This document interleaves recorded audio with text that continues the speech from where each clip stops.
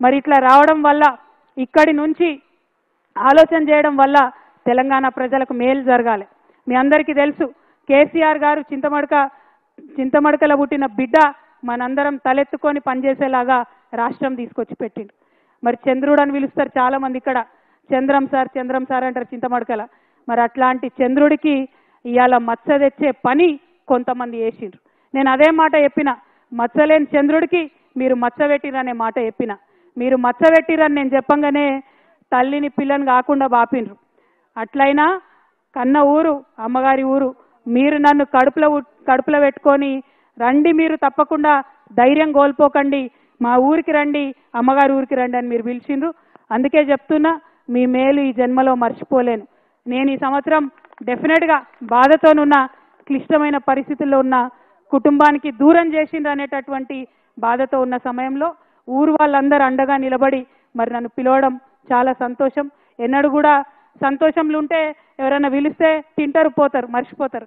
కానీ దుఃఖంలో ఉన్నప్పుడు ఉన్నోళ్ళే నిజమైన స్నేహితులు. ఇవాళ దుఃఖంలో ఉన్నటువంటి నాకు అండగా నిలిచినటువంటి మీ అందరికీ మళ్ళొకసారి హృదయపూర్వకంగా నేను వందనాలు తెలియజేసుకుంటున్నా. మీ అందరికీ తెలుసు, కొంచెం బాధ అవుతుంది, మీ ఇంటి ఆడబిడ్డను కాబట్టి మీరు అర్థం కూడా చేసుకుంటారని నేను అనుకుంటున్నా. పెళ్ళి అయ్యి అప్పగింతలు చెప్పి తల్లిదండ్రులు ఇచ్చిపెట్టిపోతేనే బాధ ఉంటుంది. అటువంటిది తండ్రి బాగుండాలి, తల్లి బాగుండాలని కొట్లాడేటటువంటి నన్ను కుటుంబం నుంచి విడగొట్టేటటువంటి కుట్రలు చేసినటువంటి వాళ్ళను మాత్రం నేను వదిలిపెట్టానని ఈ సందర్భంగా మళ్ళొకసారి తెలియజేస్తూ, ఈ గడ్డకు, ఈ చింతమడక గడ్డకు ఎంత పౌరుషం ఉందనేటటువంటిది ఖచ్చితంగా నేను చూపిస్తా. ఆ చూపించేటటువంటి నా ప్రయాణంలో మీరందరూ కూడా నాతో అండగా నిలవాలని చెప్పి మనస్ఫూర్తిగా మీ అందరూ కూడా నేను కోరుతా ఉన్నా. ఏ ఊరు కూడా ఎవరయ్యా జాగీర్ కాదు, కానీ అట్లా జాగీర్ లాగా చేస్తున్నటువంటి కొంతమంది ఉన్నారు.